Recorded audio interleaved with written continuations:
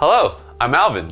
Hi guys, I'm Rie. And today, Rie and I are going to be showing you guys how we make fried rice at home. Fried rice is very simple dish, but sometimes it gets mushy or oily. Today I'm going to show you some hacks to make fried rice successfully. For the ingredients, super simple. I have scallions, egg, onion, bacon, and day-old rice. I also have soy sauce and sake for seasoning. For protein, you can use whatever you have in the fridge. I had bacon, so I'm going to use bacon today. So onion, I'm going to use small onion, but just a quarter of it, and cut it into very small dice. For scallions, I'm going to use 2 or 3 stalks and cut it very thinly. For bacon, I also cut very thinly, so it will cook super quickly. I usually eat short grain rice, aka sushi rice. For seasoning, I have 2 teaspoons of sake and 2 teaspoons of soy sauce. If you don't want to use sake, that's totally fine. I'm using sake for a little bit of flavoring. So my secret is mixed egg in rice. To make no mushy and no sticky fried rice, what you have to do is coat each grain of rice with egg. If you're a skilled chef and if you're using wok, it's probably easier, but I don't have a wok. So this hack is kind of foolproof of making perfect fried rice each time. You crack the egg, you mix that, and you mix into the rice. And I'm going to mix it with my chopsticks and make sure each rice is kind of coated with egg. You can already see it's separating. So that is my secret. Let's set this aside and let's get cooking. Another important part, you want to heat up your pan super hot, but if you heat up your pan super hot and add oil, sometimes oil get very smoky.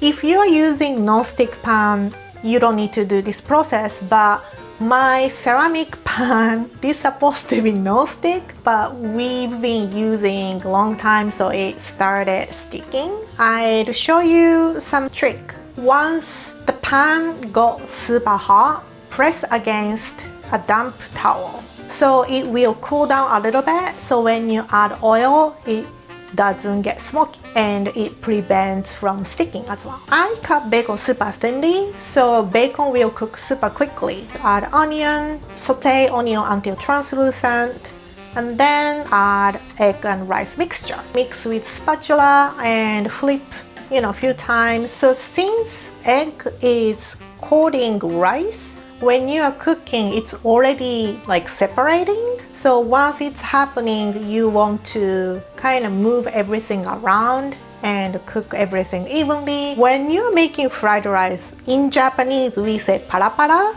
which means everything is separated. It's not crunchy because it doesn't have crunch. So I don't know how to say in English. It's just not mushy, not oily, not wet.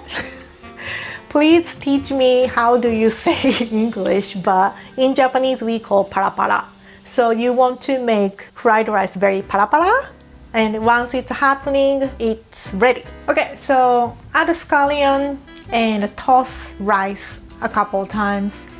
Then add sake and soy sauce. For sake, we are only adding a little bit, so the alcohol evaporates quickly, so it doesn't taste like sake at all. I'm just adding like kind of nice flavoring to it. Taste it, and if you need a little bit salt, add salt, and finish with black pepper. And give a final stir, and as you can see, it's very para. It's very no mushy, no oily, delicious fried rice. So don't press too hard because you don't want to crush the rice. And I'm going to put the rice bowl upside down, and you made perfect, delicious fried rice. Right, so this is my fried rice, and let's see how Alvin makes. My ideal fried rice has a lot of things. There has to be a lot of texture in it. The rice has to be slightly crispy. When I lift it off my plate, each grain should almost fall off the spoon individually, and there has to be a lot because I eat a lot of it when I eat fried rice. So my fried rice is pretty simple. It has rice, eggs, lots of scallions, Chinese sausage, and sugar, salt, and MSG. When I make fried rice, the rice itself needs to be treated beforehand. So what I do is if I have leftover rice or fresh rice, it'll actually be left in the fridge uncovered so that the grains can sort of dry up. And then after a couple of hours or even overnight, I'll take it and then I'll break it up even more and try to lay it flat so that there's almost single grains in one layer. Even though this dish is very simple for me, there's actually a lot of time and effort that I think can make a big difference. And the next step, I heat up oil in a cast iron skillet. And this may not be traditional, but because I don't have a wok, I think cast iron is very good because it holds a good amount of heat and it almost makes the rice taste like it's like clay pot crispy fried rice, and I love that stuff. So I think cast iron is very, very good choice for fried rice. Once the oil's hot, the first thing I crack 2 eggs in. I don't scramble them beforehand because I like just like whisking them around with a chopstick in the pan. I think it gives it a nice sort of marbled egg yolk, egg white texture that helps the flavor of the egg be more distinct than if I just poured in scrambled eggs. I like to get my eggs crispy because I think that makes it easier to infuse the egg flavor with the rice because it sort of enhances the egg yolk flavor and it also prevents it from mixing in with the rice and getting it all soggy. So I almost like have little shards, little ribbons of egg before I add anything else to the rice. So once the egg is nice and is a little crispy, I add in the Taiwanese sausage. So this is essentially one of my favorite things. I ate it a lot growing up. It's a sausage that is sort of cured.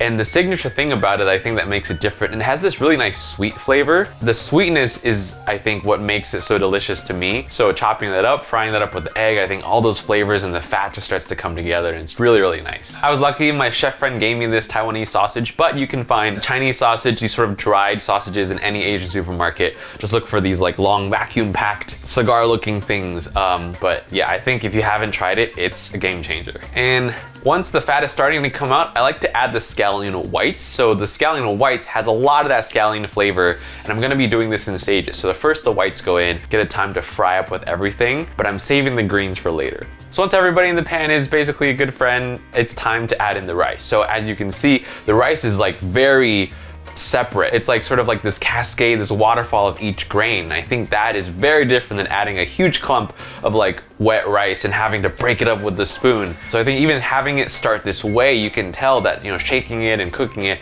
every single grain is being coated in those wonderful flavors, in the wonderful oil from the egg and from the sausage and from the scallion. And I shake it a lot because I think I'm trying to imitate the work that you would do in a wok and the aeration and how much it moves, because the goal is to not let anything sit or clump together. So I like to really shake it a lot, and you know, it's probably gonna wake up my roommate, you know, but I want to make this fried rice. After a while, after the rice starts to crisp up a little bit, I like to add in my favorite seasoning blend for fried rice, which is 1 teaspoon of salt, 1 teaspoon of sugar, and half a teaspoon of MSG. I find this seasoning to be really good with almost anything. I think it's a little weird if you think about it. Why would you add sugar or MSG to fried rice? And promise me, it's a restaurant trick. I learned it from a chef friend, and it is incredible. And I love MSG, so I think it belongs in fried rice.